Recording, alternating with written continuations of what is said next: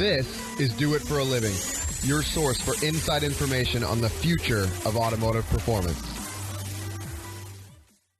You don't need to buy another, $3,000 part. You don't need to buy another, you don't need more power. You don't need more of this. You don't need more of that. What you need is to take the parts that you've got and really utilize them appropriately, and that will give you the speed that you're looking for. What's holding you back from starting or growing your business into what it can be? Well, if you're listening to this, it's not a lack of information. What you're about to hear is all you need to get motivated and start making waves. Do It for a Living podcast details the journey of today's true players in their own words. Find out how they broke out so you can too. The time is now. The time is always now. Thanks for tuning in to another episode of Do It for a Living. This is Todd Ersley, and I'm here with Mike Lewin of Professional Awesome. How are you doing, Mike? I'm doing good. Good to hear. Yeah, I really, one thing that I've been following you guys for a long time with your old Evo 7, I think it was, and always what caught my eye was the name. Nobody wants to be somewhat awesome or professional okay, so I always give you guys kudos for the name generation. And so we're going to give Mike an opportunity to tell about himself and then go over, what Professional Awesome is and what they do for the community and what they've done over the years and kind of how that's shifted as time has gone by. So, Mike, to, kind of to get us started here, tell us, about yourself. Where did you grow up? What is your background? Kind of lead us up to the point of getting involved with Professional Awesome. All right. So I grew up, or originally I'm from Chicago. I grew up there when I was a kid. We lived there on a 4500 block of Paulina until I was about 8 years old. And then after I was 8 years old, we had some family crisis and we had to move out to the suburbs, much like many other people's stories. But we moved out to the suburbs to this community. Some call it a cult, but it was the first conservationist community in the United States. Oh, really? So a hippie community, huh? I was going to say, I'm not a hippie, but it was the first conservationist community in the United States. It's called Prairie Crossing. It was in all these magazines and stuff. Uh-huh. So my mom really liked it. And, it seemed like a really nice place to grow up. And it really was, honestly. It was a very nice place to be. There's a lake, there's a beach. It was a cool community, and you could do whatever you wanted. And I had a ridiculous amount of freedom, probably way more than I should have, because I was allowed to do whatever I wanted. So, but yeah, I grew up around there. That was in Grays Lake, Illinois. And yeah, that's where I lived until I actually went to college. So did they have like homeschooling there, or like So that's a funny question. Yeah. When I lived there, they did not. After I left, they have their own school now. Oh, okay. Okay. So yeah, they definitely fit into that whole cult scenario. People used to make fun of me at school and say they were going to we were slowly building a dome around our communities. When everything came apart. There was a farm, there was a barn like with animals in it and everything like that. We had our own satellite internet. Like, seriously. So there was amenities. It's not like you're cut off from the world. No. It was a good, suburban place to live. Yeah. But it was definitely like the whole point where there was no curbs anywhere. People's grass was called meadow mix. That's cute. It's like, so people didn't mow their lawn. You get what I'm saying? So it's like, It was like this whole conservationist thing. They like to, to make sure that they didn't inhibit any waterways or anything. So yeah, very cult-like if you're looking at it from the outside, but it was a nice place to live. It was nice people, and because of that, my mom really didn't pay attention to what I did most of the time, and I would just ride my bike everywhere and do whatever I wanted. So, all in all, I think it's a good thing. I was very independent, but yeah, it was definitely, I think, a good place to grow up. Yeah. So did you stay close when you went to college, or did you go farther away? What happened was I knew I wanted to do engineering things from when I was very young. I always liked engineering things. I always liked to build stuff. That was kind of my thing. So I just started looking at schools around, and almost everybody from my school would go to University of Illinois. Okay. And it was a good engineering school, but I hated everybody in my school for the most part. So now they're going to hear that if they're listening to this. I didn't really like the people, and I didn't really want to be around them any longer. It's whatever. So I applied to a bunch of other schools, a bunch of other engineering schools, and Purdue was one of those schools that I applied to. And some of these other schools were just too expensive and they're just completely unaffordable. So I actually got accepted to Purdue. And I had never seen the campus. I didn't visit any campuses.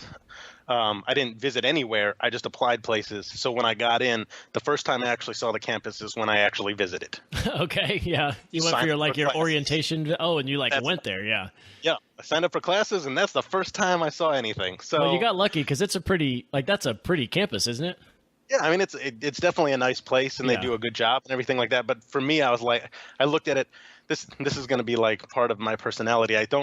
I'm not really into how things look as much as how things function. Yeah. So it's very engineering based, maybe to a fault sometimes. So like to me, I was just like, well, if it's a good school, that's all I care about. I don't care what it looks like. I don't care about the other stuff. I just want, a good education, especially because it's so expensive. So yeah. I can understand that because I'm like, I know I would make a terrible architect because all my buildings would be squares with 90, with 90-degree walls and straight hallways. That's right, exactly, and that is part of my problem. Yeah. Absolutely. So did you go? So you went to Purdue, and did you do the engineering? I did. Okay. So there was a gap there. So what happened was I went to Purdue for engineering. Unfortunately, after the first semester, my dad was really sick, and I left. Okay. And I actually went to a local school in Grays Lake. It's called CLC, College of Lake County, formerly known as College of Last Chance. Okay. That's just what people locally call it. Yeah, and yeah. It honestly, it was a reasonably highly rated school, but at the point, I didn't go there for engineering. They didn't really have an engineering program, but I've always been kind of divided between engineering and business. So I actually took business classes there and not engineering classes. Okay. So I was there for, I can't remember if it was a year and a half, maybe a year. I don't know, something like that. It's been a long time now. Yeah.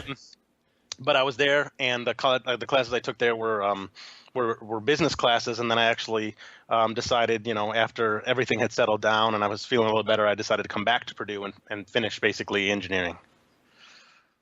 So you got was it mechanical engineering? Yeah, mechanical engineering technology, actually. Okay. And then once you graduated, what was your first step into the real world?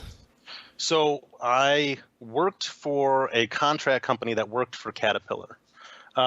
So basically, I worked within CAT. There's a CAT plant in Lafayette, Indiana called Large Engine Center, LEC, and that's where they build most of their commercial engines. The smallest were 3,400, so they're about 20-something liters, all the way up to the biggest ones they made at the time, was just 3,600s, which are about 154 liters.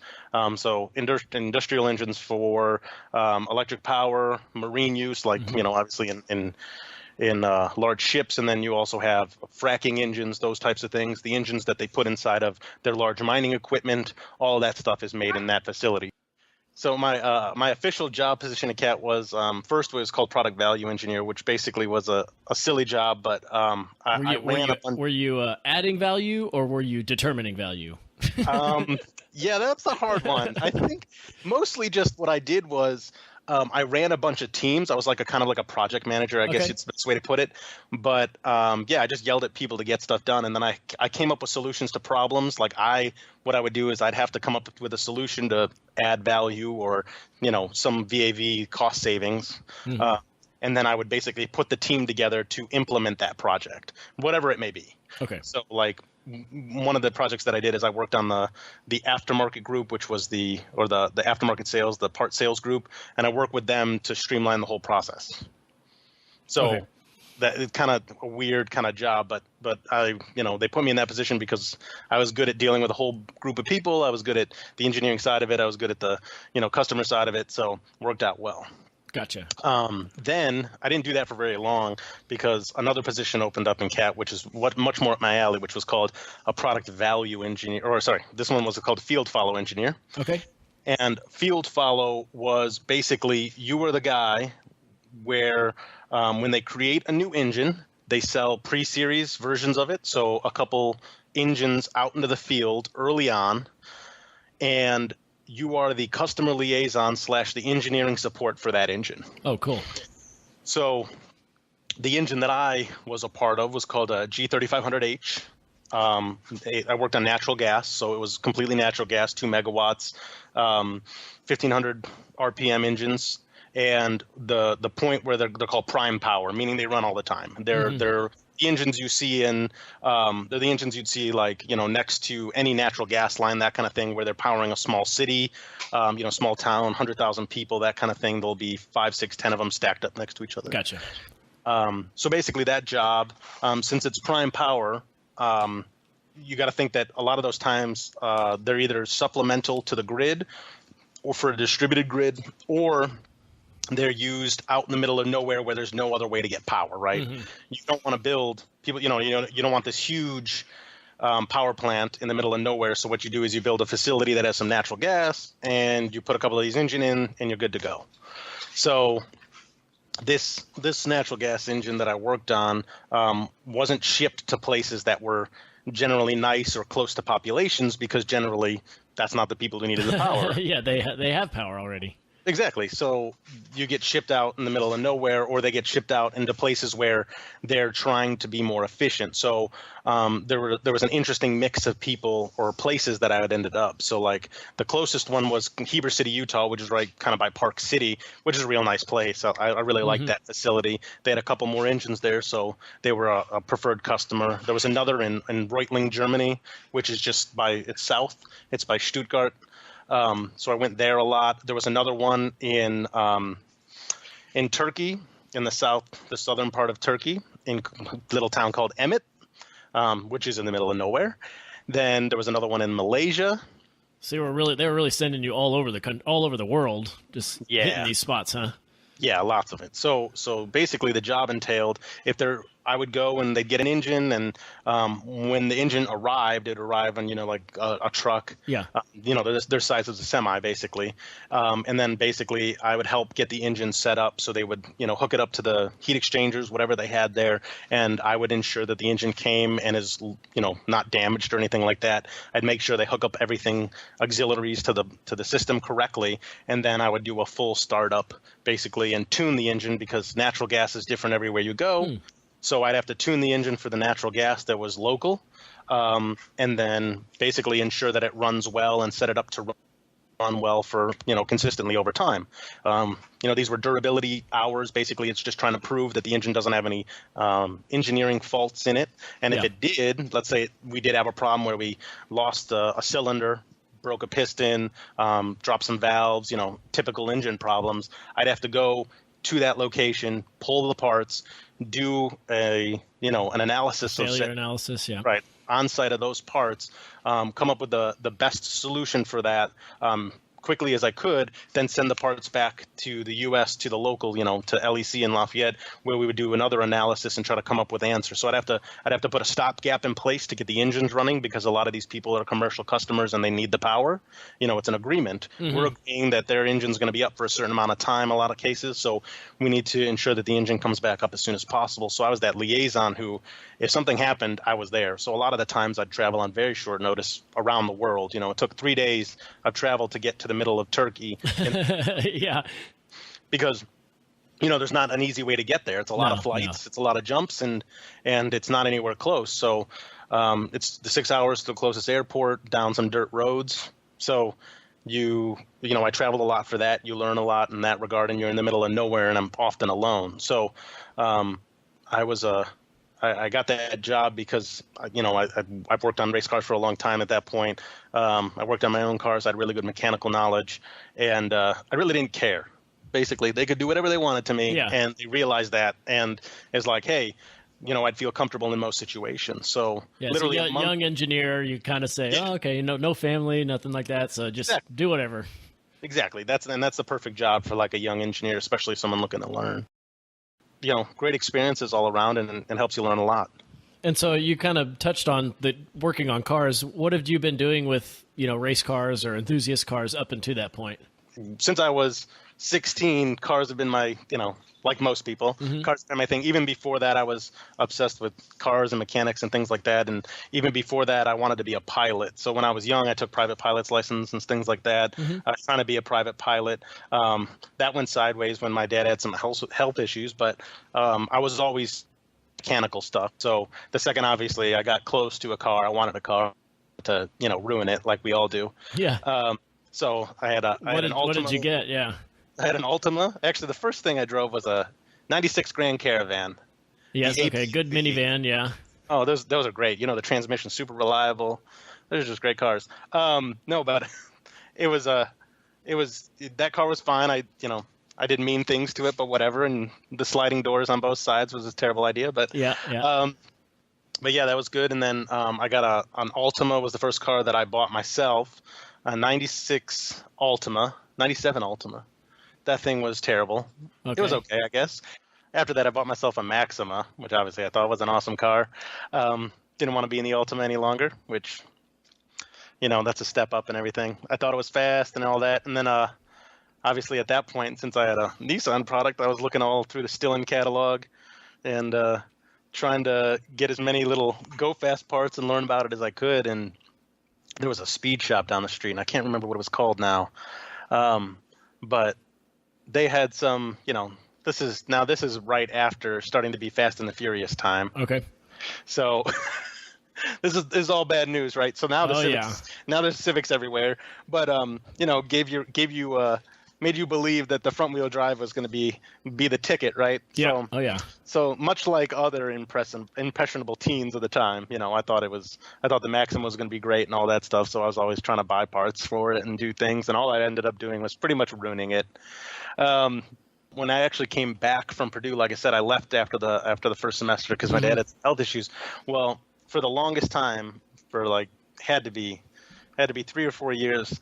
My dad was into a whole bunch of stuff. He's basically got me into all the, mechanics and stuff like that. His favorite thing in the world were boats, but we shared, cars and planes as well. So he always pushed me to try, do as much as I could and get outside your comfort zone. And he wanted, of all things, a Shelby Cobra.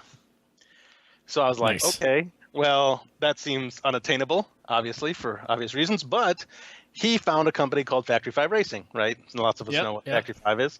So basically what happened was he said he ordered you can order the build manual. So he ordered the build manual, started reading through it, and he's like, read this. And so I read it, and I came back and saw him again, and he's like, you think you could do that? I'm like, I could do everything in that book. And he's like, then do it. And I'm like, yeah, I can't do that. And he's like, no, you should do that. And he's like, we've always wanted to do something together, so let's build this thing. And I'm like, okay, fine. This is going to be a terrible idea, but let's try it out. So when I was 19, I pulled some money together and everything, and I ordered a Factory 5 kit. Oh, nice. So I ordered a Factory 5 Cobra when they were on sale, and I obviously didn't have a lot of money past what it cost to build it, or what it cost to buy the kit originally, which was about $12,000. So I had to do everything super cheap, as cheaply as I possibly could, because there was no way I was going to afford this thing anyway, right? So I ordered it, and it comes about 6 months later because, you have to wait for them to build the chassis for you and everything. So in that time, I bought a donor Mustang like a lot of people do. So everything was super rusty except for the parts that I actually wanted. So I'm like, we got to do this. Plus, it was reasonably priced at that point. So, I had to do what I can to get this thing built because I didn't really have any money. So yeah, I bought that Mustang, and before the kit actually arrived, I started taking all the parts out. I read all the, the manual and what you needed and everything. So I took everything out of the Fox body and took a big Sawzall, and I cut the Fox body into billions of little pieces and recycled it. And so then I had the parts, and the parts that I could use, I sold a bunch of the extra stuff so I could make money back as much as possible. And in the end, I actually came out ahead, $1,500 Fox body, and came out ahead by selling about $2,000 worth of crap out of it. So not bad. Not bad, yeah.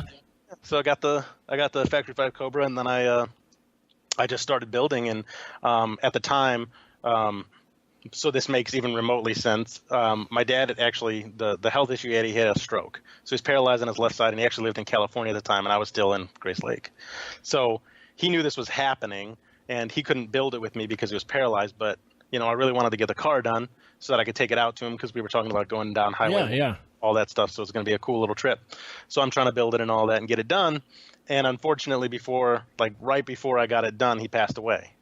So I got it to the driving stage, but no body on it and stuff like that. But so I couldn't get it completely done, but that's okay. It happens. I did what I could. And, so I had a factory 5 Shelby Cobra. I went from, just doing normal stuff, normal, performance things, intakes, exhaust, all that stuff. I had a decent idea to building a car. Yeah. So while I was in school at CLC, I would go to school from, whatever, I try to pack a lot of hours, and I did 21 hours there a semester, and I'd do, from 9 until 3:30, 4 o'clock. And then after 4 o'clock, I'd go home and I'd work on the car until 2 a.m. And then basically that cycle revolved for 6 months until I had a running driving car. Yeah. So lots of work. Almost lots of work. Yeah. Yeah, lots of work. And it was a great experience gainer for me, because I learned how to rivet really well, really, really well. I'm a great riveter. So if anybody needs rivet help.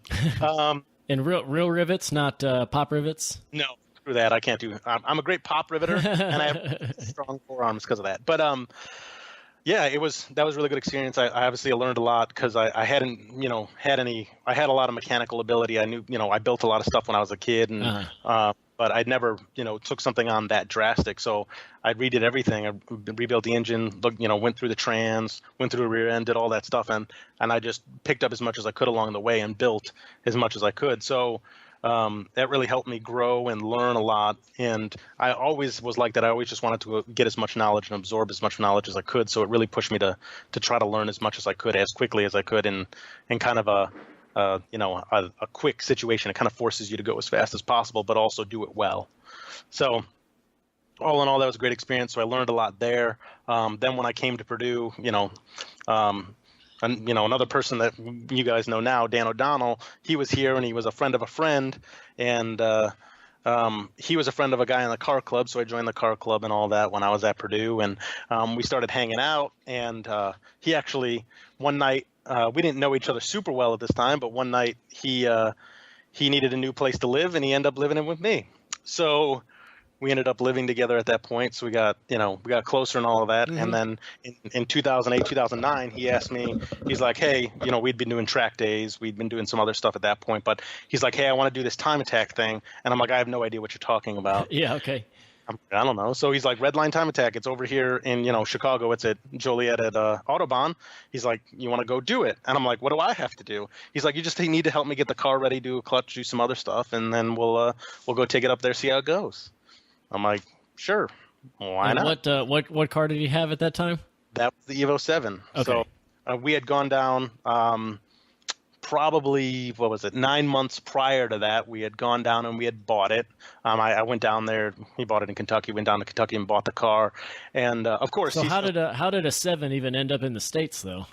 Well, since it doesn't exist anymore, we can probably talk about that. But it basically what happened was the guy we got it from, the guy that Dan bought it from was the brother of somebody who was importing the cars. Okay. And obviously you can't import them. So he wasn't importing them correctly. He was taking the engine strands out. He was taking the suspension off and importing a body and then importing the rest of it back together. Obviously not the best idea in the world. But that's what happened. And at the time, we're like, whatever, it's a 7. We'll take our chances. Plus we live in Indiana, so they don't really care about anything. No. I don't. Okay. Literally still don't. Yeah. If we lived in California, it'd be a different situation, right? So he got it from that guy, and apparently, like I said, his brother was the guy who was running this company importing it, and this was the last car they brought in right before they shut down because apparently there was some heat. Yeah. So he's like, hey, do you want this car? And the guy that owned the car, the brother, really didn't appreciate it. Like, he didn't really know what was going on. He didn't know what AYC was or anything like that. That was special for those cars. His brother had just thrown a car at him, and he likes driving it around, but amazing or anything. So he got that car, and of course he said the same thing that everybody else says, that he's never going to modify it, because that's the same, bull that we all say when we get yes. nice cars. It's like, oh, it's special, I'm never going to do anything to it. Yeah, right. So we so it was actually like a street car when he bought it.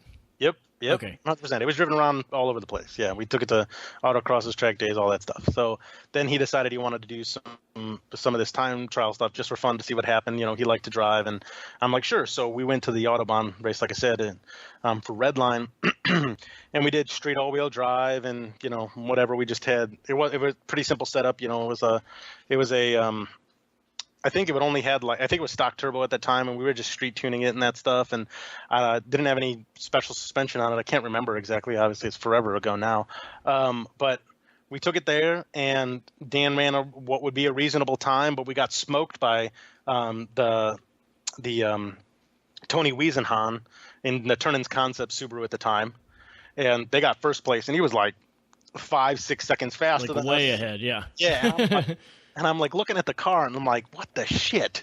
What is going on? Like, what is happening with this car that's that much faster? Because I'm like, it doesn't seem like it makes a lot more power. The turbo doesn't seem like it can. Like, I remember having this conversation with Dan. I'm like, that turbo can make a lot more power, but it just doesn't seem like it's going any faster than you on the straights. There's nothing like.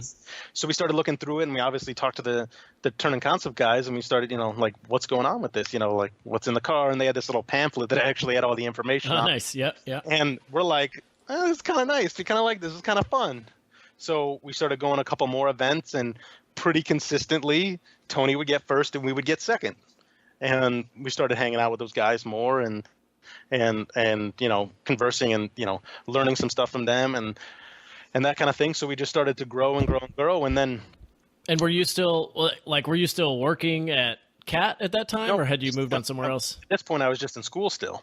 So gotcha. Okay, so this was back when you were back at Purdue? Yeah. So then I went back. Yeah, this was when I was 19 or 20 at Purdue, and we'd we'd go around and do that kind of thing. And then the big change happened when Grant, the last person, if you will, on the Professional Awesome team that you guys know, what happened was Dan knew Grant from living in Iowa City. And Dan's like, he's really smart. I think he'd be really good for the team if we wanted to do this more for real. So Dan's like, what do you think? I'm like, whatever you want to do. I don't care, And invited Grant over. And Grant comes over, hangs out. And one day Dan goes to work, and Grant goes, should I take the AC out of the car? The Evo 7 at this point.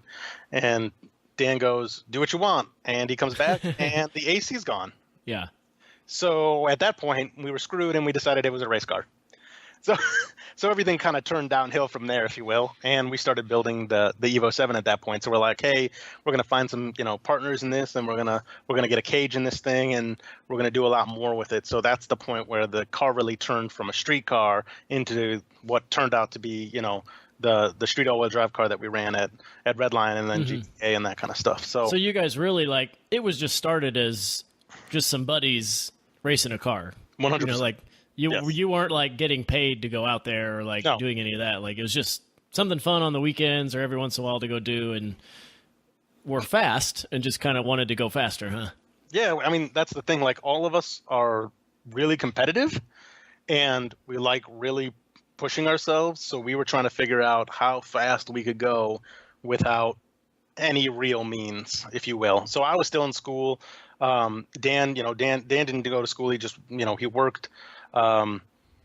He works at a paper company right now. And Grant, he had worked as a mechanic previous to this. He worked at a couple different places, and it was just we really just liked to challenge what we were capable of, that kind of thing. So we were all just putting the money we could into it and seeing what was possible. So at the time, we actually had another guy that was on the team. His name Alex Cervenka, and he was part of the car club and everything. He went to Purdue as well, so that's where we all kind of knew each other from. And so he was another driver, was really good driver as well. So him and Dan would always go, toe to toe and driving cars and stuff like that. So we all started kind of just building together and doing what we could. So if you look through some of the old pictures, you can see some of his stuff. And he's actually the one who came up with the name Professional Awesome at the time. Him and Dan were more of the the originators of that. Grant and I, are very engineering based, but those two kind of are more fun and they're more creative in that regard. And it is very memorable. But right. So exactly. So that name, I mean, that was just really what you guys called yourself as a racing team, correct? That's correct. Yep. Okay. That's correct. So yeah, we were making a joke about it. Like we always were looking for partners and stuff like that, and looking for people to do stuff for us and things like that. And as obviously many of the listeners know, it's hard to find good quality help, that kind of thing. And so we started making jokes. It's like we're professional and awesome at most things. Like if we're gonna do it, we're gonna do it well, and we're gonna do as well as we can at it. So just because we wanted to do something well, if we wanted to design something, we'd try to do the best we could. If we wanted to, build something, we'd do the best we could. So we started making jokes about it. The other name of the team, that's kind of a joke inwards to us because we always are particular about the way we do things. But the other name for the team is Hypercritical Racing. Okay, gotcha.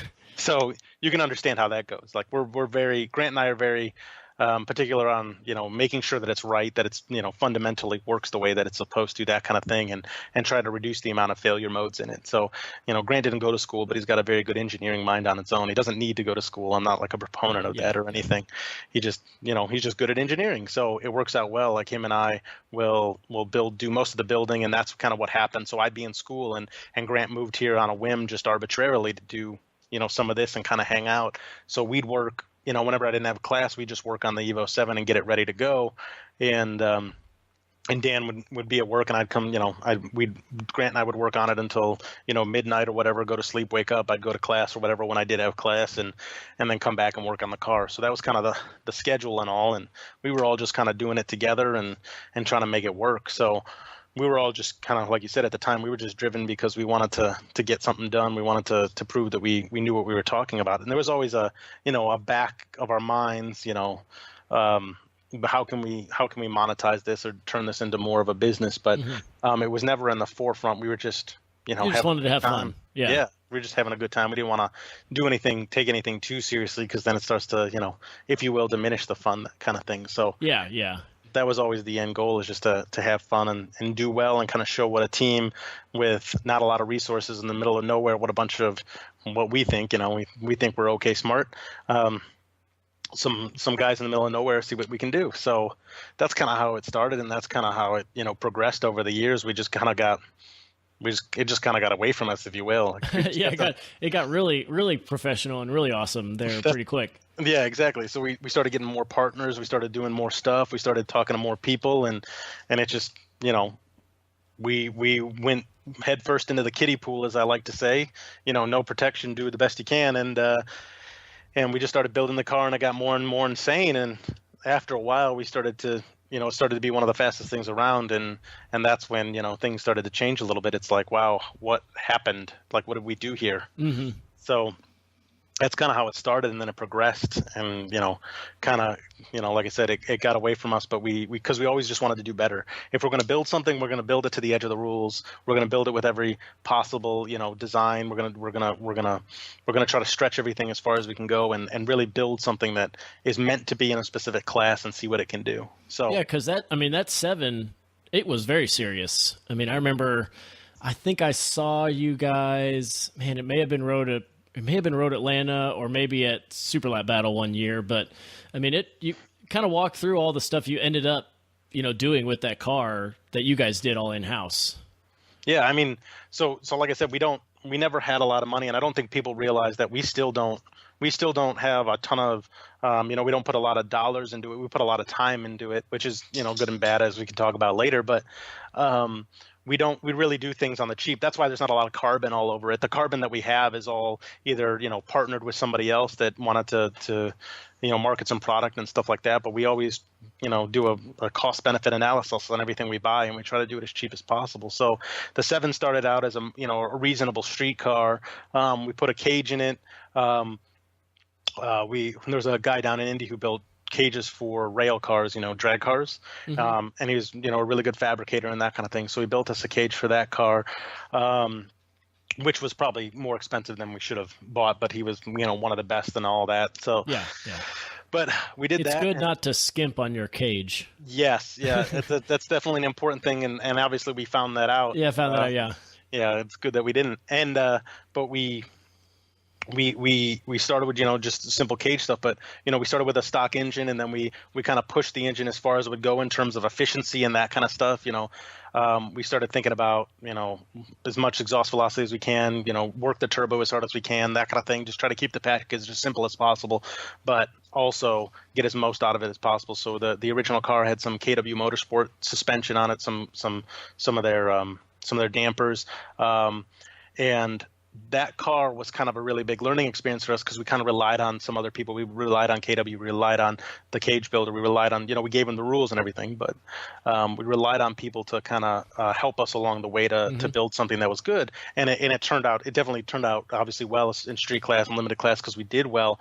But after we lost that car, with the new car, the 8, we completely did it differently. We did everything ourselves. So at that point, we had learned a lot, and we knew what we wanted. So instead of going to people and asking, what would you do, that kind of thing, we'd still ask. We always want to ask the people that have been doing it longer than us and are smarter than us in some regards. There, yeah. You got to learn from them. Right, you got to rely on you got to rely on them to an extent, but we did a lot of research ourselves, and we started doing all the calculations for everything that you could to try to get as much out of the car as possible. And that's really where we really started to turn it around in terms of more of an engineering exercise to a more minute degree. So every decision we make was much more engineering driven than anything else. So it's like, what do I want the dampers, what do I want the forces to be at? What do I want, in terms of spring rate, what are the roll centers? Let's measure all this stuff. Let's make sure it's right in terms of physics, that kind of thing. So it was much more of a engineering exercise in the second car than it was in the first car. So we learned a lot, and we got to redo it. So it was nice. Yeah, that's good. Well, before we get too much into the new car, let's take a real quick break here, and then we'll be right back.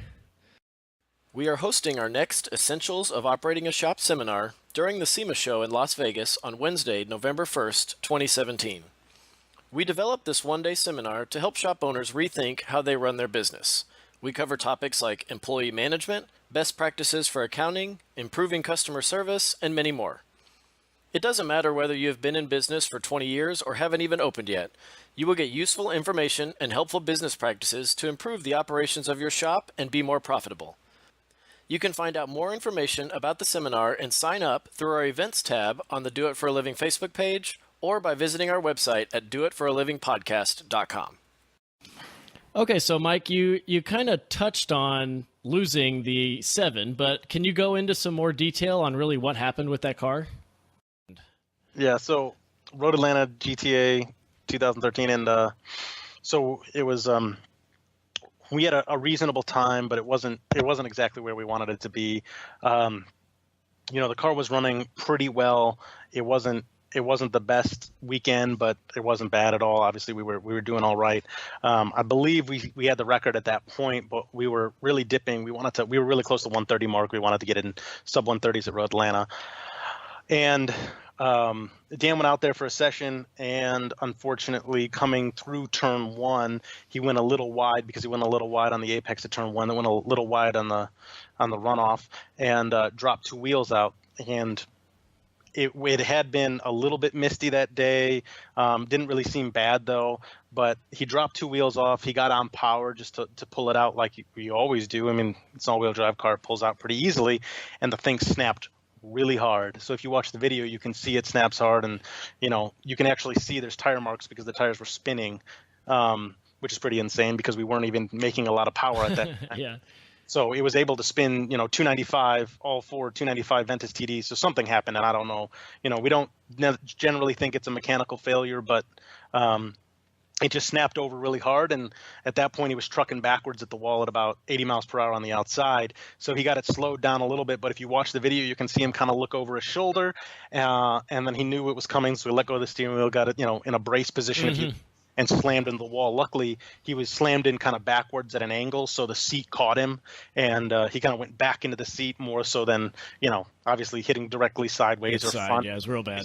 It's not fun. So luckily, we, kind of a good way to crash, if you could have a good way to crash, hit that wall hard. And I remember because obviously, it's burned in there, and we were standing down by the pits. And I heard you can like see, you can see up the hill from the track. Yeah. And so we saw him go up the hill just a little bit, and we hadn't seen anything bad. And Dean Hart said, I heard on the radio, he was talking to somebody, and then he goes, hard hit, turn 1, turn 2, professional, awesome. And I'm like, and I'm standing next to him. Yeah. So I'm like, shit. So I go running up the hill, and I remember I was pissed off because some guy yelled, "Run, Forrest, run." Jesus, yeah, that's disrespectful. Yeah, so I'm running up the hill, and he yelled that, and I wasn't exactly in the best shape that time, so I was tired. But I looked over, and I saw Dan against the wall on the other side, and saw him moving around a little bit. Didn't look like there was a fire or anything, so reasonably safe that he was going to be okay seemingly, and. Yeah, it was not good. It destroyed the right half of the car. Basically, it pushed everything over. It pushed the floor over, pushed the cage over. Mm-hmm. All of it moved over to the left side. Took out everything in terms of the suspension. The axles, shoved the transfer case over, destroyed the transfer case, then shoved the transfer case into the trans, which cracked all that, which cracked the block. Destroyed hit the rear spindle hard enough that it took out the control arm and took out the subframe and moved everything over there. So at that point, I mean, the car was done. Like there was, nothing. You can't salvage anything from that car. There wasn't really much left to salvage from it. We tried to, we started taking it apart, thinking that maybe we could get something out of it, and there really just wasn't much left. Some of the internals for the trans were good, but the engine and everything else had taken a beating. The turbo system even took a big hit. Like it was pretty bad. It broke all the spindles and that kind of thing because it shoved everything over so hard. So not a great day, obviously. No, that could have been better. Yeah, and Dan, the video is online. It's their most watched video, which is disturbing, but it is what it is. Yeah. And people like crashes. And he got a tiny little concussed, and you can see him. He's not exactly happy when he hits the wall, and but overall, he's okay now, thank God for that. And generally it was a pretty down day for us, but honestly, it was also one of the best days we've ever had, because at the I don't know how many people were there, and I don't know how many people knew, but when we went to the award ceremony, we were down, that they just pushed this car back to the pit, and it was completely destroyed, and we didn't know what we were going to do because we were just doing it for fun. What do you do now? It's like we wrote it off, and then when we went up there, we got a track record, we got all that stuff, so we got a little money back. Then you got to go get your winnings. Right, and we got to get a little money back, and Dan had come back from the medical tent and everything, and all of a sudden, Doug Wind and Tony Circa, Doug from Windspeed, right? He drives that SRT4, and then Tony Circa from US Tuning, they both come up and they donate their winnings to us. And then and Jason from GTA, he donated a little extra money as well to see if we could get the car back going. And it was like, literally, I started crying. It was the most incredible thing that's ever happened. I still got the big check. Like Doug gave me the ceremonial big check thing, and so did Tony. And they gave us their winnings to try to do what we could with them to see what we could do. And it was just the coolest thing that's happened. Like I'm like, why? I was confused. I was you don't have to do that. That's that. And he's like, you guys have helped us. You guys are awesome in the community. We just want to try to help you out. And that was so incredible. And that's before that we were all really good friends and stuff like that, but that's when it gets really tight and you're like a freaking family. It's like these people just gave away, you don't make a lot, you don't really make anything. Obviously. Yeah. You barely cover your travel expenses. Right. But they just gave it away because they knew we had a bad day, and they just wanted to make us reasonably, they just want to make us feel better, because it doesn't cover a ton, but it makes you, feel a little bit better. So there's an awesome picture out there of all of us standing together up there on the podium. And it was just that was a cool day just because of that. So I honestly don't remember that day as a bad day. I remember it as, that sucked, but it was pretty awesome after that. Oh yeah, it just made you realize that you're with a good group of guys. You're with a good community, because they were all there, super supportive about it all. So really sucked. When we got the car, it was really hard to get the car on the trailer. Like I said, we do everything cheap, so it was a rental trailer. We actually rented it from Greenbelt Rentals, because they have a tilt back that they put machinery equipment on, and it's cheaper than U-Haul, in case anybody's wondering. And that's what we did. So we had to figure out a way to pull that thing up and get it onto that trailer, which was a huge mess. But we got 15, 20 guys, and we manhandled that thing back onto the trailer. And then we had to drive that thing out through the drifting crowd because, Formula D was there. Yeah. And everybody is just standing in the way, and everybody's like looking at the car and gawking it. And, we're like, this sucks, but it is what it is. And honestly, I remember the only time that I was like, I wasn't exactly excited. I wasn't exactly happy about it. But then I got pretty upset for 1 second when we got back to the hotel because we were picking up some stuff and the window on the van wouldn't go up. And I was annoyed. Yeah. That's what got you, huh? That's what that pushed me over the limit for a second. I'm like, God, this sucks. And then I calmed down after that and we were like, what are we going to do? And we were all just kind of like hung out and we're like, I'm not sure what we can do here. So we all just kind of took it in stride and kind of hung out for a while, and we needed to decide where we were going to go, but we weren't going to decide, on the way home. We were just going to let it settle for a while. So it was a bad experience for sure, obviously, because that pushed us off our path of what we were doing. But like I said, overall, it really brought us together in terms of the community and stuff, and made us realize that we were with some really good people. So what was the conversation like to decide to continue racing after something like that? So we took some time off and we hung out for a while. We pushed the car, inside and just kind of let it sit there for a little bit. And we had to decide what we're going to do next. And it was like, do we want to do this or not? And we started talking to some people and trying to decide what we want to do. And actually, we got a call from Terry Awad, which is he's the manager, owner, the manager, I don't know, what do you want to call him, president, if you will, of operations at Fortunato. And we had run with Fortunato. That was, one of the main competitors. We ran there against their streetcar Evo in Redline a lot. And he called us up and he's like, I love what you guys do. Do you have any interest in building another car? And we said, that's going to be really difficult. Yes. Yeah. We don't really have a lot of money. We don't really have a lot of anything. He's like, well, if you guys want to, I'm willing to help a little bit, and I'm sure we can get some other people on board to help a little bit. And if you want, we'll do what we can and just, kind of do, build it up and I'd be happy to help you with suspension and that kind of thing. So if you're interested, let me know. And, and they're like, well, shit, that sounds like an okay deal. Maybe we can do something there. And we were doing a little more. We talked to some of our previous partners and asked if they'd be interested in continuing in any way and helping us build a new car. And everything just started kind of falling into place. And we searched the country for an Evo that had engine and trans and a shell. We didn't really want much more than that. And we found one in Utah and we bought it. And it began again. And like I said, this time was a different experience because we were going to build it to the limits of the class again. This time we obviously started in limited class, but we were going to do it a little differently. And everything that we messed up on the first time, we were going to fix this time. So all that stuff we learned, it was kind of, we call it a blessing in disguise that instead of having to cut out the cage and start all over and make some changes to that chassis, we decided to just start with the new one, obviously. And we got to use what we learned with the new chassis and really make it better than the first car ever was.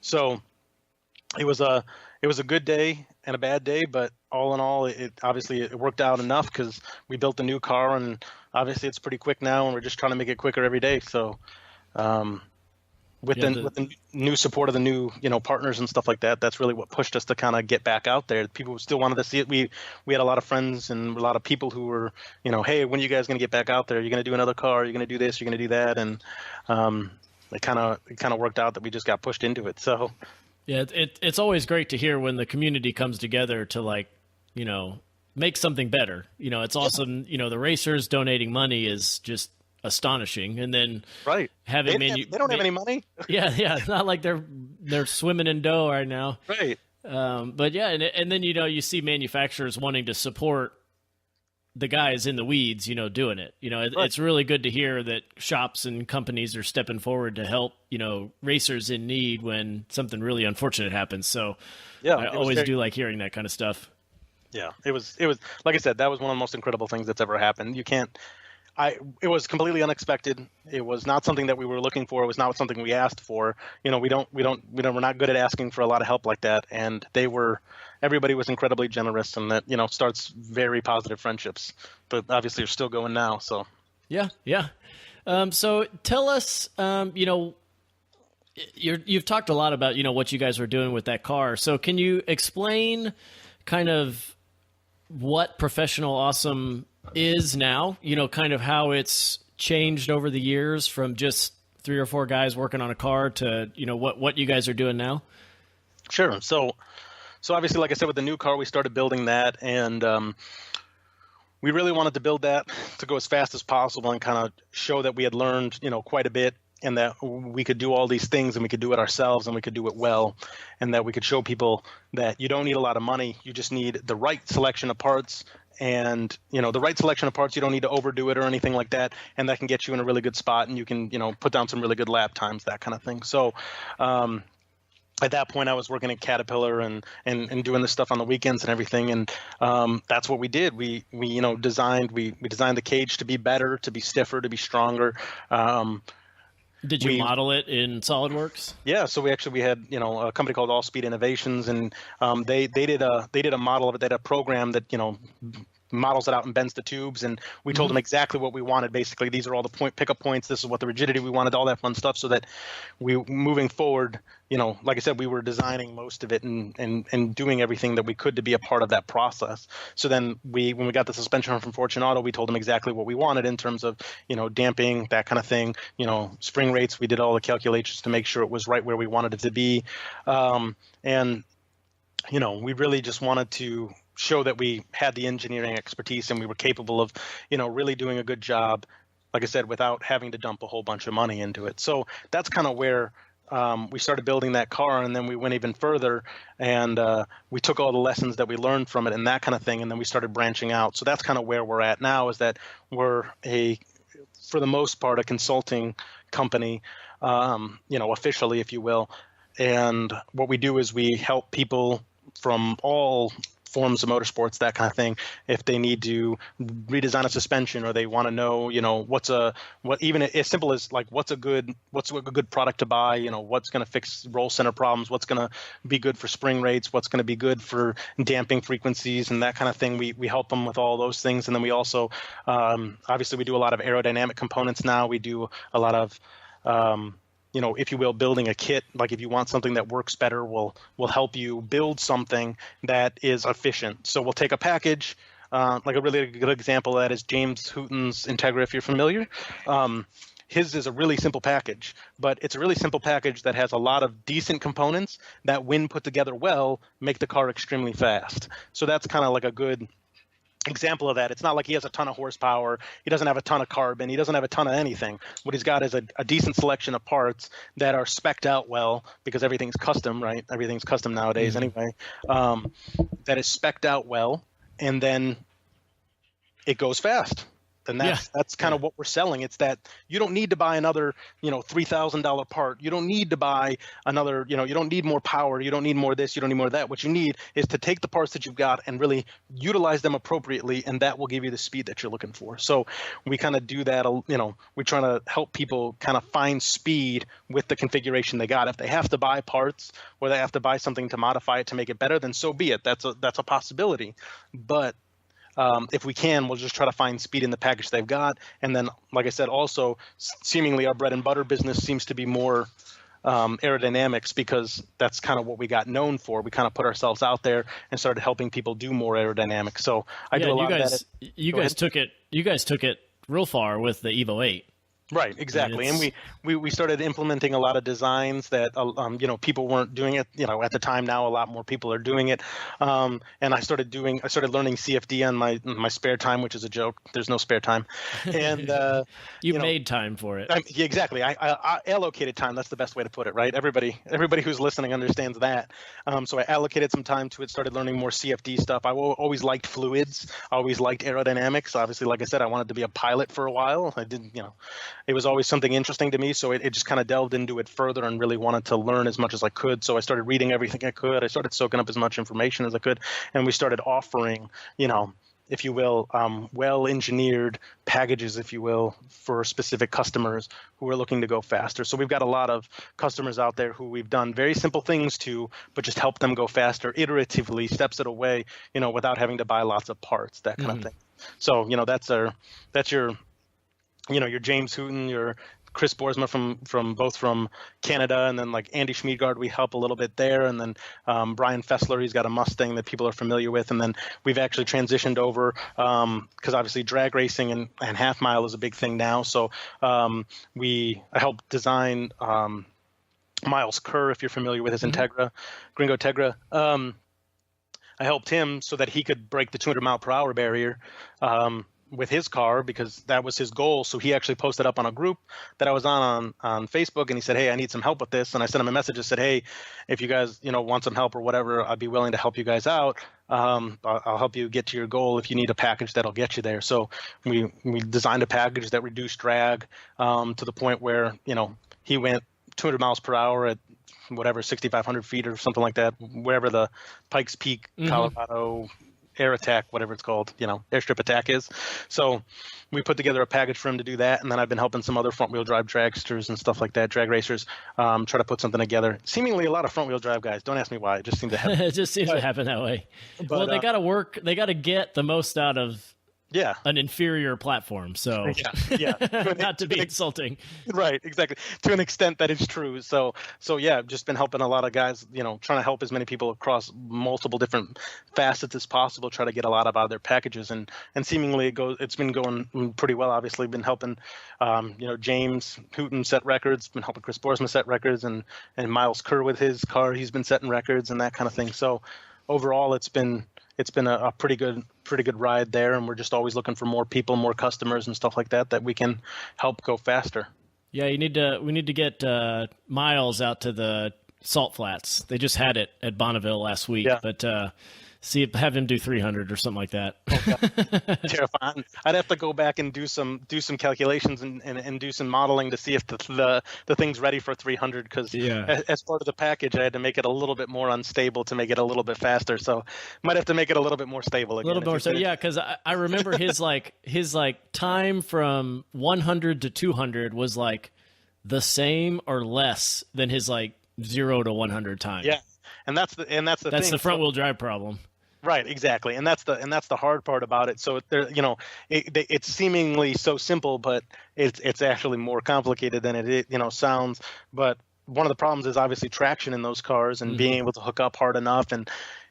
And he's on a relatively street tire. I'm not sure. I think he did that on an R888. So it's not the best tire for it, and it's also not the best platform for it. So he's going to spin pretty hard. He's got a lot of power. So I was trying to design a package that made good front downforce at lower speeds without, causing too much drag, but then made it more slippery, especially in the back end. The problem is that because of,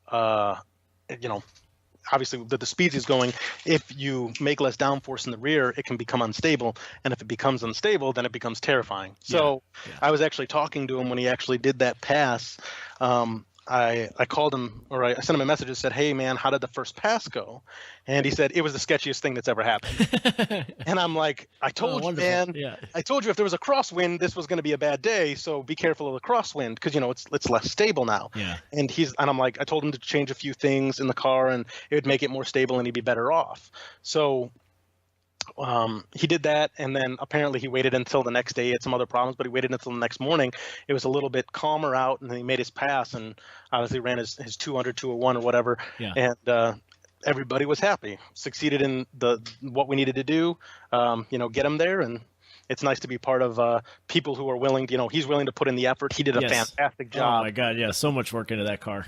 Right. He did a fantastic job. I don't think people realize how much energy he put into that aero kit alone, because I told him everything that he needed to do, and he was building it, and he literally said probably 5-10 times, he said, are you sure this is going to work? And I'm like, just build it. I promise. Just build it and it'll be fine. And he's like, okay, because this is a lot of work. Yeah. I'm only going to do this once, so that'll be right.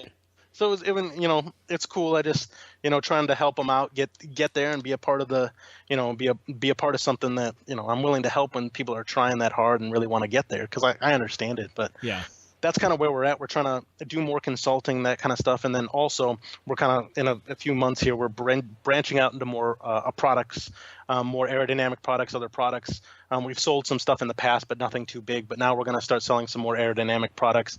And the goal there is just to make some aero more affordable for people, because it's not cheap. It's really not cheap at all to get done. So I'm trying to make well-designed aero a little bit cheaper for everybody. So hopefully we can get some of those products out there soon. Yeah, as a sidebar for my own curiosity, it always confuses me when these airstrip attack events have a crosswind, because I'm like, those runways are positioned to go with the prevailing winds. Like, are they just hosting these things like the one time a month when it's got a crosswind? Like, I don't know. It scares me, honestly, because lots of those cars, like, some of them have a lot of power, but no real, Oh yeah. I mean, no safety. None of them do. Yeah, exactly. So it's kind of terrifying. I'm not trying to talk down to anybody who does them. It's fine and all, but some of them kind of sketch me out. And then, yeah, you're right. I always got confused. Obviously it seems like they're just closing specific runways at specific times to be able to do these things. Yeah, they're closing the wrong run. They're closing they're closing the good runway during when it's a different wind. I'm like, what are you guys, why is there a 15-mile-an-hour crosswind? Like, use the other runway. Yeah, well, they got to land planes on the one that doesn't have a crosswind. No. They need to shut the whole place down. And it's an event. Yeah. Gotta rent it all out or something. Yeah, rent it all out. Yeah. I've never understood. Yeah, I haven't understood it either. And then some of these cars are going so fast. Power is insane nowadays, right? It's in the last 10 years, the ability to make power has shot through the roof. So it's kind of scary, in terms of how these cars are built and stuff like that. So, I was thinking in the back of my mind, I really want, Miles to be safe. So I'm trying to make a good, safe package and tell him what he's going to be dealing with. So, well, so on the products, what are the, sources of revenue for you guys? So we do, obviously, like, in some ways we have, monetary partners, that kind of thing, advertising like a lot of other companies do. It's a little bit different. Obviously for us, we try to make sure that, we're not only looking for parts, we're looking for advertisers on the cars, trying to turn it into NASCAR, if you will, any other major series, that kind of thing. Try to give them the outreach that they want for the, make some value there. Then another part of it is the consulting. Like I said, we design packages for people. We design car parts. We design other things. So we'll do some engineering consulting, and I do a lot of that to try to bring some extra money in that way. And then, like I said, we have a store. We only have a select few items there for right now, but we do a lot of, if you will, we sell a lot of things, but not through the store. We also like to sell other people's products that don't have a lot of outreach, if you will. So if you have a product that, you don't want to set up a store, you don't want to do all that work, but it's kind of a specific market, well, we can try to help you sell some of this stuff. So like I've made some parts for Insights, Honda Insights, because I've got I've got a K24 Insight, and I made some specific parts for this. So we sell some stuff like that on our website. It's like nobody else would sell that. Nobody else would be interested in that. So we just make it available as an option, because it's kind of a silly product. It's kind of a niche product. So no one else is going to sell it anywhere else. We're the only people who are going to sell it, and we'll help with, we'll do some background work for you, that kind of thing. And we'll do the after sale support and all that. So, so you're doing some race support, some consulting, and getting into like product manufacturing as well. Yeah. So I always say that I don't want to be the product. I don't want to be, if you're the product, your time is limited. It's limited. Yeah. Right. You only can make so much money because there's only so much of you. So you either just charge more or, find more hours in the day. Second part of that is really hard. So we're trying to branch out and do more products. So we're doing some more aerodynamic products, that kind of thing. I saw some splitters you guys made with like some vertical fences on the side. And was that for like a specific platform? It'll cross to a couple different platforms, but we're just trying to make some of that stuff available, because I know that it's hard for people, to find things cheaper. Like as an example, if you were to buy anything that is aerodynamic nowadays, it's almost always carbon, right? Yeah. And that's nice. It's just not absolutely necessary. So lots of people have carbon splitters and carbon vents and carbon this and carbon that, and that's really good. They're really nice. It's really lightweight, and it's awesome. The problem is that that's expensive. Yeah. So if you're just a normal person racing out there, and this is where it's going to come back, where I have a very engineering mind, not as much an aesthetic mind, is that I see it as I'm spending a lot of money on carbon when I don't need carbon. I want it to work, but I don't need the carbon part of it. So we're going to release some products here soon that are not carbon. They're other materials, other more affordable materials, but function the way that they should with just a slightly cheaper material. But they've got the engineering backing behind them. They've got CFD, they've got, FEA, whatever it may be. They've got an engineering back. They're engineered well, but they're made out of more affordable material. So one of my issues is that I'm not great at marketing that type of thing, because I know that lots of people are touch and feel aesthetically. That's who they are. People like to look at something that's nice. Like, there's nothing better than a nice piece of milled steel or milled aluminum. Like, it looks awesome, right? So that's the hard part of it, is that when you're using kind of what is considered a worse, quote unquote, material, something like that, you really have to market that well and tell them why it's good and tell them why they need it. Whereas with carbon, somebody sees that and they're like, oh, it's carbon fiber. Yeah, that's awesome.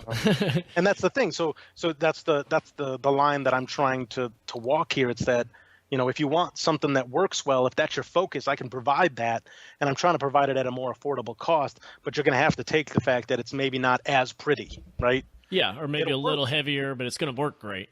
Right, exactly. It'll work exactly the same way as the carbon piece. It just might be slightly heavier, and it might be not as aesthetically pleasing, but still not, ugly looking, that kind of thing. So I'm just trying to work through that in my world, and that's what I'm good at. I'm good at supplying things that work. I'm not as great at supplying things that are pretty. It's just trying to make something that, if you're okay with it, if you understand, if you're like me and you're focused on the engineering in it and you're focused on how it works and you want to spend the money elsewhere, buy something that's more expensive that you need, like injectors or something like that, well, then you buy this, you do your cost benefit analysis and you buy this slightly, if you will, less attractive item, but it works the same. So that's what I'm glad you noticed that, and that's what we're trying to do, is just bring something to the market that isn't there. It's that medium ground. It'll be engineered well, because that's a big thing for us. It'll work well. It's engineered well, but it is going to be more cost effective, hopefully. And if it's not a part that's generally seen or anything like that, hopefully it will get a good traction and get out in the market, and people will enjoy it.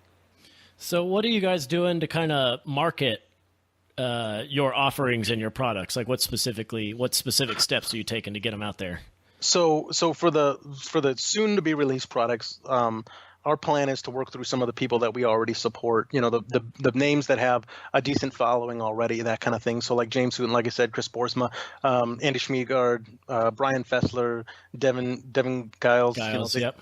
Yep, they all have good, followings, that kind of thing. They all have a lot of grassroots support, and they have people out there who talk to them, that kind of thing. And that's what was one of the reasons why, I dealt with Miles as well. Miles and I are good friends now and stuff. So I'll, work through him if I've got anything in terms of the, that would benefit the mile cars, that kind of thing. We can work through him. So it's making some outlets there so that they'll do what kind of we do for other people, is they'll market it for us, and be our partners in all of it. So that's really what I focused on, and you haven't seen some of that yet, but that's going to be happening soon. So it'll all appear, and you'll see it on a couple different people's cars and that kind of thing. And then you'll also, everybody wants results, so I'm going to try to do some back-to-back testing and some results and that kind of thing, and really, show the engineering value there. So that's kind of the primary. We do some targeted advertising on Facebook for some of our consulting and that kind of thing. But honestly, the word of mouth has been the biggest thing for us. It's people going, I've got this problem, and then somebody says, you need to just call them and they'll fix it for you. Or I need an aero package, and somebody's like, just call them and they'll fix it for you. Yeah. You know what I mean? It's a lot easier than banging your head against the wall. In the whole scheme of things, obviously, in my opinion, I think we're a good deal, because we can help you use the components that you already have, for the most part, unless something's really bad. But we can we can try. Yeah, exactly. We can try to optimize what you have and really go faster. So that's kind of what we're trying to sell ourselves as, that you've got a car already, you've got some things on it, and maybe you think it's set up pretty well, but rent us for a day or give me some specifications, let me do some calculations, and let me see if we can improve upon it, and let me see if we can help you go faster. And so far we've pretty much helped everybody go faster. We've helped everybody catch problems that they didn't even realize they had. And help them, move forward. I mean, if you look at the progression of times, especially for, like James and Chris Boersma, if you look at progression of times in front wheel drive alone, we feel like we've had a big part in that because we've, a couple of years ago, we got hooked up with James and we're like, hey, he was really cool. We went up to Canada. We stayed at his house. We didn't know who he was. We'd met him once. Yeah. And we stayed at his house. Canadians are awesome. Everybody knows this. So we hung out with him, and then we became really good friends. And, he started asking questions and a little bit more and stuff like that. And we started helping his car go faster and faster and faster. And, every track he's been to now, from 2 years ago to now, he's 6, 7, 8 seconds faster. Wow, that's amazing. So are you guys using telemetry on the cars, like an AIM solo or something? Or are you mostly just focusing on like times, like your final time? Or do these guys do these guys actually measuring that stuff as well? So a lot of them know. So a lot of cars, because we're so, everything's still pretty grassroots. James has, he had a solo, and we look at that, and he'd never looked at the data before we appeared. Oh man, yeah, it's so valuable. Yeah, he didn't even know, he didn't have the program. Like he might have looked at it once, but he really didn't look at it at all. Yeah. So we started putting the laps over our Evo laps and other people's laps that we already had, and we're trying to like get some of that information down so we could show him, hey man, you can go faster here. This is a little bit better here. But in conjunction with that, we started designing, the aero package to make it better. We designed, spec'd out his suspension and that kind of thing. Like he's on K-Tunes' new suspension. So when he was making that change, he went from Eibach to K-Tune stuff, and he's like, what should I do? So I told him exactly what I wanted, and they went to K-Tuned, and the guy, where they have them built, they built them up exactly the way that I asked them to with the damping rates and everything that I wanted, and then the spring rates, and then put it on the car, and lo and behold, it's works pretty damn well. Yeah. So that's, calculate, anybody who's done vehicle dynamics knows that you can get pretty close. It might not be perfect, but you can get pretty close. And I found that a lot of people aren't very close because there's so much misinformation from forums and otherwise that people are just way off in the weeds and they don't even know it. Yeah. So there's handling problems that are making you slower. There's, vehicle dynamic problems that are making you slower. All these things, driving problems, physically driving problems that are making you slower. And people just don't realize it because they haven't really looked into it. They feel like they're going fast enough and they feel like they're getting better. But if you really look into it, there's probably some improvements that could be made if you really look into it deeply. Gotcha. Very cool. Let's take a second break here and we'll be right back. We all know owning a shop is difficult, so we created My Shop Assist to help you manage the various jobs. Whether you run a machine shop, a performance tuning shop, build off-road trucks, or even do powder coating, My Shop Assist can help you. It is completely online and will help you schedule the jobs, log time on each task, track parts orders, and take pictures of the work. You can even export your jobs from My Shop Assist into QuickBooks as invoices. So if you're interested to improve operations at your shop, check out myshopassist.com to start your 30-day free trial. Well, Mike, it sounds like you're still have a job and you're doing this on the side. So like how many hours do you think you're working a week, between the real stuff and the fun stuff? Well, so like, normal job, 40, 45, 50 hours a week is pretty normal. I work as an engineer for steering components for commercial trucks at ZF of all places. And for the business, the team goes over to the shop quite often. Almost every day we go over there and try to get there as early as we can, and we work until 9 or 10 o'clock. Sometimes they work, the other guys work a little bit later than me. I try to show up a little bit earlier, so from 6 until 10 or something like that, I'll be working over there, and then come back and still not done. I do other work once I get home, so I'll do some engineering work, or if there's a customer that needs something, or like an aero package that needs to be made, something, or something needs to be modeled, or there's some engineering consulting. I'm always working in that regard. I'm trying to split my time as best I can. I don't really want to stop, working on the car or anything like that, but obviously you have to do some other things. Mm-hmm. So I'll come back here and I'll actually do more work in terms of, like I said, doing aero packages or engineering or something that I'm trying to get out for the next day, or work with a supplier or something like that. So you're probably in triple digits then.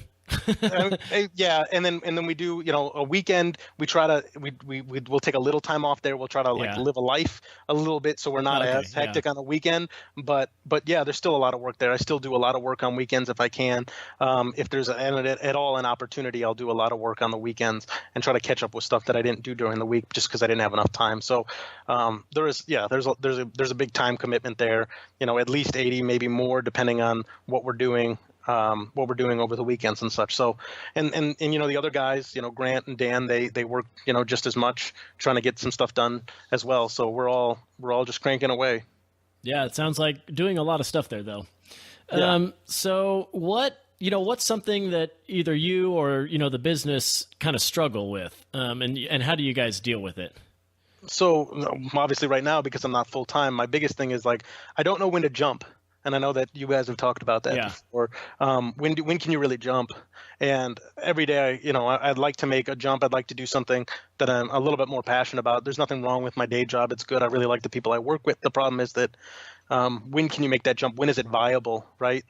So I've been trying to work through that. That's a big thing for me to be able to make that jump, because if I can, then we can really we can make. I would think Dan can make a jump after that, and we can really get to where we want to be, because really it's just a time commitment and being able to do more things during the day that really kills it. So I'm trying to get to the point where, like I said, with some of these products, to get some baseline income coming in, so that I can kind of feel better about it and make that jump. So that was really one of the drivers as well. Like I said, I don't want to be the commodity if I don't have to be. Yeah, right? And then so once we get that going, hopefully, it will progress along the way, and then I can make that jump. So that's one of the hard ones. And then the other thing, like I said, is I'm pretty not great at marketing, only because I see something and I am obsessed with the engineering involved with it. Like I see an old rusty bridge and I think it's the best thing that's ever happened. Yeah. And other people see an old rusty bridge. So I try to look at, I'm really bad. I'm good at looking at the engineering perspective of things. I'm really bad at looking at it from everybody else's eyes, because the general consumer is not like that. Yeah, there's much more of them than there are of you. Right. And that's why you'll see Dan, if you look on Facebook, you'll see Dan and I fighting about advertising all the time and marketing, because it's always a joke. Like he's like, you're still discounting how good marketing is, you know what I mean? Yeah. So, and I'm not doing it intentionally. I'm just annoyed, as that is not me. That's not my person, right? Yeah. I'm bad at it.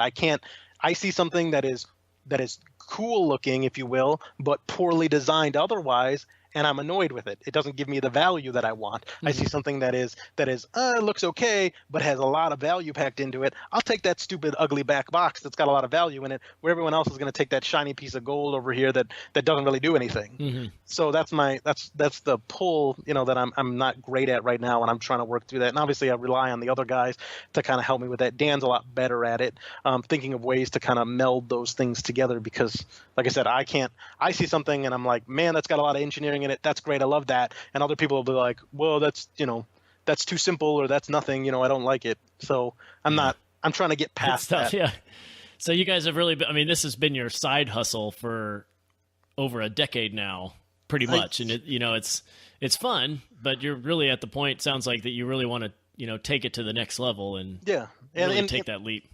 And it's been a while. And like I said, at first we weren't really trying to make it as much of a business. We were trying to grow, and maybe that wasn't the best idea. Obviously, we didn't make money doing it, but we had a lot of fun along the way. Yeah. And so now, in the last, like I said, 2 years ish, we've been really kind of getting the pieces in line to transition. And since we only can do it so much part-time, and we're trying to build one of the fastest cars in the country at the same time, it's a difficult prospect. So we're working through that and trying to get it all done, and we're getting all the pieces in place. So it's not moving as quickly as it possibly could, but we're moving towards those ends. Well, where do you want to be in a year from now? Like, what's the 1 year plan for the business? So for me, it's to get some of these products out there. I've designed tons of products over the years that I've kind of saved away to try to get going, that kind of thing. So I've saved a lot of money, and I've saved a lot of products, that kind of thing. And I'm finally starting to get some of those out there with some extra money that I've got, that kind of thing, and get those out on the market so that we can start selling those and really build that base income that I was talking about. And I think we can do that relatively quickly, because we have a decent following, and I think the people we work with have a decent following. So if we can get some of these products out there and get them sold and that kind of thing, then we can make that transition that I can go full time, and then it's going to hit really hard. We've got a couple really, we think, are going to be big products, but just haven't been able to put the energy into them. So I'm working in the background. I got a couple patents that I'm working on in the background, that kind of thing. So we'll work on those big products once I've got that base income to float us along. So what about your big, hairy, audacious goal? How about a 5-year plan? we always, since we're racers at heart, we always think about how we want to build one of the fastest cars in the world. Going to go to World Time Attack? Always want to go to World Time Attack. A good story. I mean, honestly, like at the time after we set the record, the limited record, 42, which people thought was crazy at Buttonwillow in limited class of all things, we actually talked to Ian Baker of World Time Attack, and he said, hey, we'd have a spot for you if you guys were interested. And honestly, we just didn't want to go unless we were super ready. Because we have full-time jobs and because we have all these other things going on, it's really hard to be super ready, right? You can't commit enough time to it because we didn't want to show up and have problems, because that's like the worst feeling in the world. I don't want to go across the world and end up with problems. So we really wanted the car to be settled,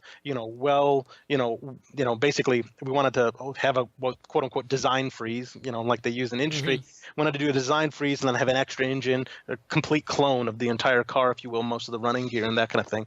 And the resources that are needed to do that were just outside of what we had. So we haven't been able to do that, but we still think that if we can get some capital together, we can get some more money together and really push, we get some products out there and we start making money, we think we can get to the point where we can build another car. I think it's going to be a different one at that point, and really go for something that is world class.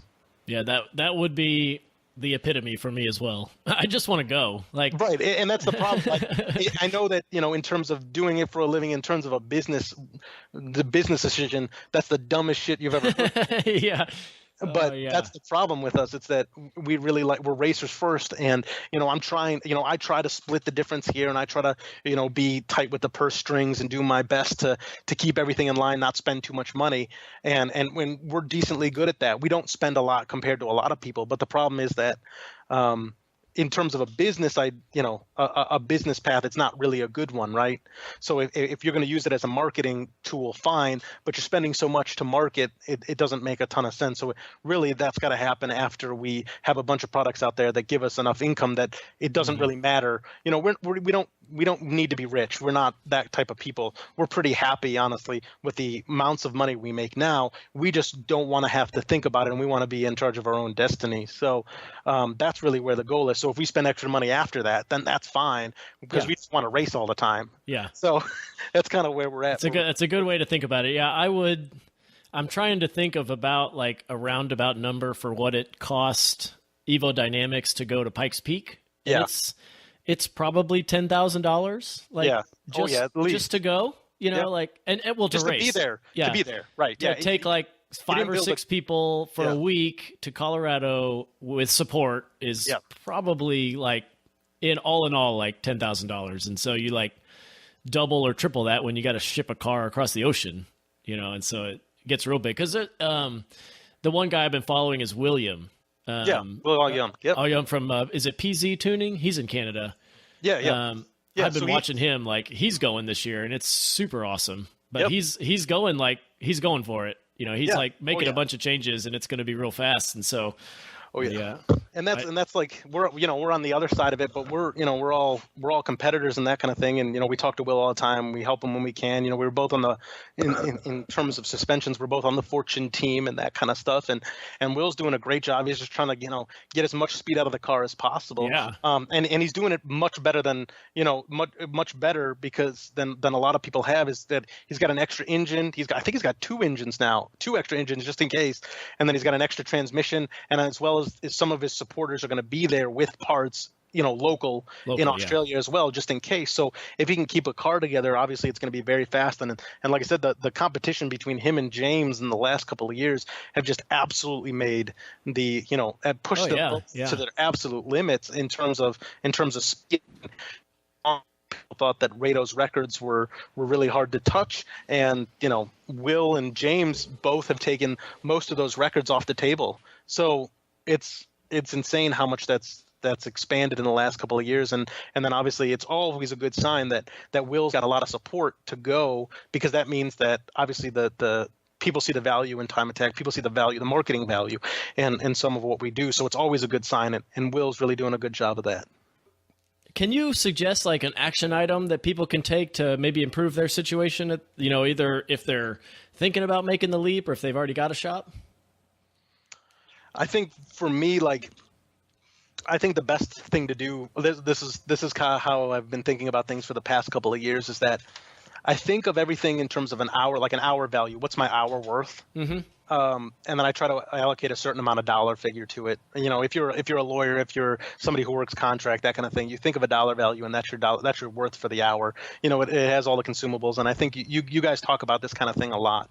So what I try to do is I think about what my dollar is worth or what my hour is worth, and then if it's something that somebody else can do for cheaper for that same amount of time, I always try to, if I can, have that person do it instead of me. Because if I can make more money or I can do something else in that time that somebody else, does a more simple task, then I'm making money in the end. It might not feel like it because I'm paying somebody else, but in the end, I'm ahead because I didn't have to do that task, and I can focus on something that's a little bit more important to me. So I've really been trying to roll over and focus on those types of things where you rely on people you give yourself that dollar value, whatever you think it is, and if you can, you pay someone else to do that simple work. If it's somebody $10 an hour or whatever it is to do that work, you have them do it to save you that time, and you can work on other things.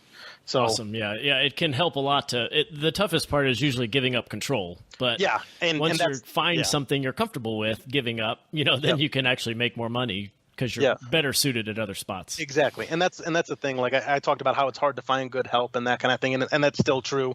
And I like control. I'm a slight control freak in that regard. So it is hard, but if in the end, it's going to be better if you can at least, you got to bring people in, you got to really work with people because you're not going to do it all on your own. And that's the biggest problem I think a lot of us have is that we're doing it because we want to be on our own. We want to do it for ourselves. Right. But you can't do it all yourself. You're not going to, and not if you want to, grow and make a larger amount of money, that kind of thing, and be more stable. You're never going to be able to do it all yourself unless you get paid a lot for what you do. So that's what I've been, pushing towards, that kind of thing. If I can find somebody to do videographer for me, if I can find somebody to make, do some fabrication for me, if I can find somebody to do these things, like I'll do it all.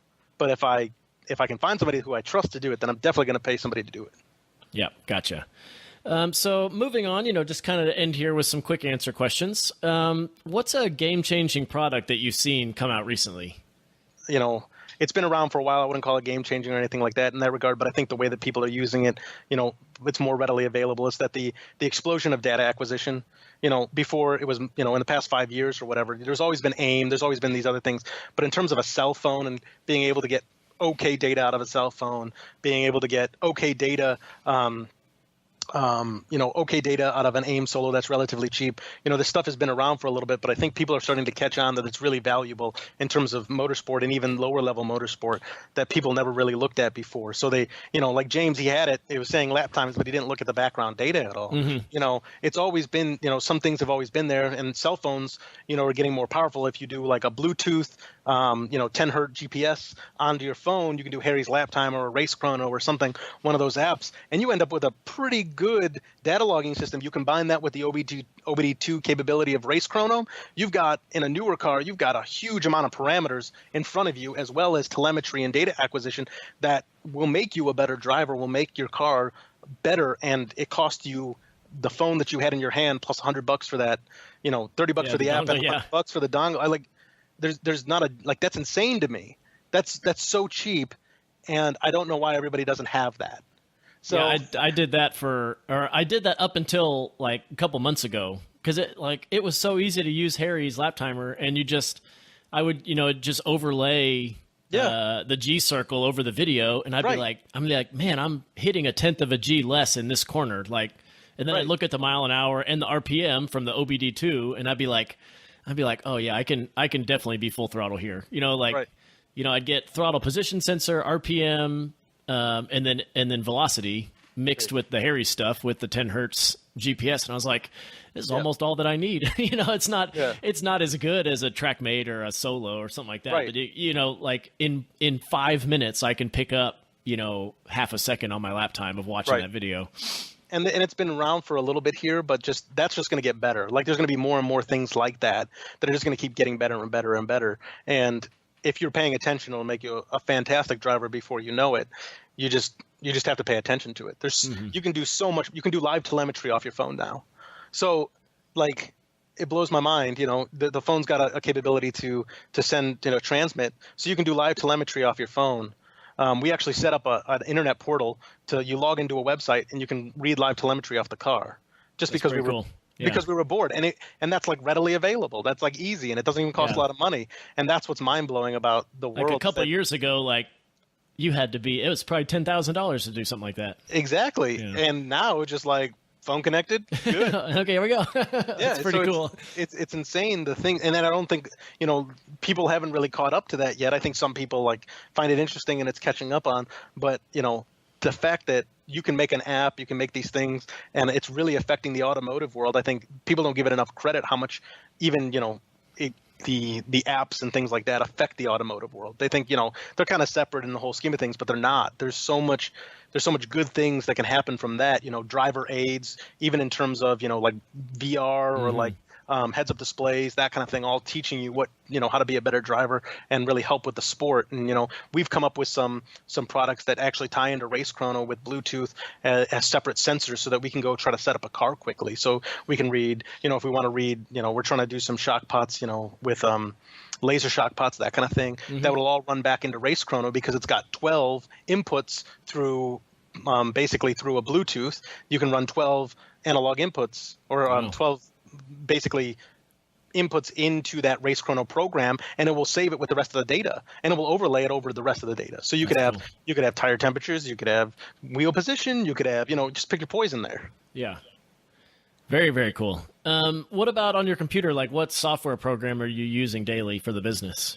So I use a lot, like for the engineering side of things, I use a lot of SolidWorks or Inventor, and then CFD programs, and I use a lot of CFD, which is an Inventor CFD or SolidWorks CFD, because it all goes into the same package. It's one big package. SolidWorks just bought in the last 2 years. They bought another CFD program. I think it was called Flow. I can't remember for sure right now, but I've used ANSYS and Fluent and all that fun stuff before, and not saying that the SolidWorks program is as good. There's a lot less options, but if you're trying to get almost there, 90% results or something quickly, it makes it a little bit easier, and then you can jump into the ANSYS software and really get dive good, into it. Yeah, good FEA, good CFD, that kind of stuff if you really wanted to jump it in terms of ANSYS. So I use a lot of that stuff for the modeling. Like I said, SolidWorks, Inventor, that kind of stuff for modeling to get me there and to make products and that kind of thing. And then, the rest of the normal crap, the Excel and Facebook and all that. Yeah. What about on your phone? Do you have a unique or favorite app that you use? Only thing that's, I think, more interesting on my phone is that I've got a couple of CAD programs on my phone as well, where I've actually modeled things like while I'm standing there looking at a car, I'll measure some stuff and I'll model it on, because AutoCAD has a modeling program for phones, for Androids. Interesting. I think they have it for iOS as well, but so I'll stand there and I'll model some stuff because it's easier, and then I can take that and transfer that directly as a DWG file or whatever right over to my laptop and through Bluetooth, which is easy, and then I can continue on my laptop once I got back home. So it's super fast. Like I'll bring my laptop on the road with me. I'll bring my phone. I can put in all the dimensions into the model on my phone, and then I can transfer it over to my laptop really quickly and do work on the laptop to make it a little bit easier. That is pretty cool. How about a favorite shop tool when you're like a physical tool when you're out in the shop? I'm known for liking hammers. Yeah, big hammers. I mean, I like to beat some stuff. I think probably my favorite is a cutoff wheel, because I just like to cut off everything. Yeah. If it's there and it doesn't do anything, it needs to go. Cut it off. Yeah, it needs to go. So I'm known for making really sharp edges all over the car. I am the dick that makes the sharp edges on the car that everybody gets cut on. So like my arms, my legs, my pants, everything's been cut. I'm always bleeding every day. If I don't bleed at least once, I didn't do any work. You didn't work hard enough. Yeah. That's right. So what's your daily driver car, like non-race car? So like I said before, mine, I built a K24 Insight. Okay. Yeah. Because why not? I built it, I spent a lot of time in terms of engineering it right. I redid all the suspension, redid it, the transmission to make it still get good fuel economy. So it gets 53 on the highway, and it runs 1180 quarter miles, and it's kind of like a jack of all trades car. It does well at autocross. So it's a fun little thing. I just like things that are light. So then I got that, and then my other car that I drive often as well is a 2006 Honda Odyssey. So I've still got a van, huh? I still got a mom van because it's awesome. I love vans. Maybe it's because of the first van. Maybe it's because you can put a sheet of plywood in the back laid down. Yeah. I don't know what it is, but I like vans. Whatever happened with the Factory 5 car? I still have it. Okay, good. I do not drive it as often. It's got an LS1 and a T56 in it now, floor-mounted pedals, electric power steering, all that stuff. So you still have it, though. That's good. Yeah. So where do you see the future of automotive performance going? Well, obviously, that's a little bit in turmoil now. As we move more towards electrification, let's see where that goes. I've done a little bit of that. I built electric carts. I've helped with all that stuff. So I've already delved into that world, but it seems like that and autonomous vehicles, everything's becoming self-steer, that kind of thing. So, it's kind of going to be interesting. I think it's going to happen, huh? Yeah, it's going to happen. I'm not sure how quickly because everybody always act like it's going to happen super quickly, but it never does, right? No. But I think, in the next, 15, 20 years, I think obviously we'll have a larger shift. But I think you're always going to have at least a smaller segment. It's going to be a smaller segment that's going to be into automotive performance. Yeah. And, there's still guys who love carburetors. Yeah, I mean, you go to PRI and there's guys that are like, this is the highest technology carburetor on the planet. Yeah. And the EFI guys are like, what are you talking about? Yeah. You know what I mean? We're like, come on, guys. Yeah. We have this thing called an injector, some sensors, put it on the car. So there's always going to be guys like that. There's always going to be those people. There's always going to be circle track guys. There's always going to be that, you should never say grassroots stuff. But yeah, there's going to be guys for at least for the foreseeable future, next 20 years, there's going to be. So your market's definitely going to get smaller. You're going to need to get better at it. And there's going to be these businesses that are going to no longer be viable anymore because it's just not going to be as wide open. But yeah, you're definitely going to shift to something else, though. Yeah, you definitely got to you're going to have to, tighten that point up, make it a little bit sharper so that you can still, garner some of that business. So if people are curious about Professional Awesome, how do they kind of find out more about you guys or get in contact with you? Well, honestly, the best way to do that is get on the Facebook page. Professional Awesome Racing is the best way to do it. We respond as quickly as we can, even if we're at work, that kind of thing. Dan will try to respond if he can, and we all get those messages. So we have a pretty good response rate there. We'll do it pretty quickly. And then also some of our other contact information is on there in case you wanted to call. So you can do that. That's a really good way. I mean, honestly, any of the social medias are okay. We prefer not to do all of our business there. What we'll do is we'll email you most likely after that and try to stick to email so they have a good we have it all saved somewhere. But yeah, sales at Professional Awesome is a good way to contact us in terms of email, or you can do Mike at Professional Awesome as well if you have any questions. But we try to be pretty quick and try to respond when we can, that kind of thing. And I think we do a pretty good job considering this isn't something that we do yeah, it's not during the normal hours. So. And what's you guys' website? ProfessionalAwesome.com. Well, we really appreciate you taking some time and telling us your story. And, I really like hearing about all the race car stuff. And I wish you guys, the best of luck in the next coming years. Really appreciate that. Thanks for listening to Do It for a Living. You can find out more about this guest, this show, and even details about what we just talked about at our website, doitforaliving.net. Check out the Facebook page at facebook.com/doitforaliving and tell us who you want to hear from. And most importantly, subscribe to the podcast. Click subscribe. Do it now. Seriously. I'll wait while you grab your phone. Open up the podcast app. Tap the subscribe button. When you subscribe, you help us gain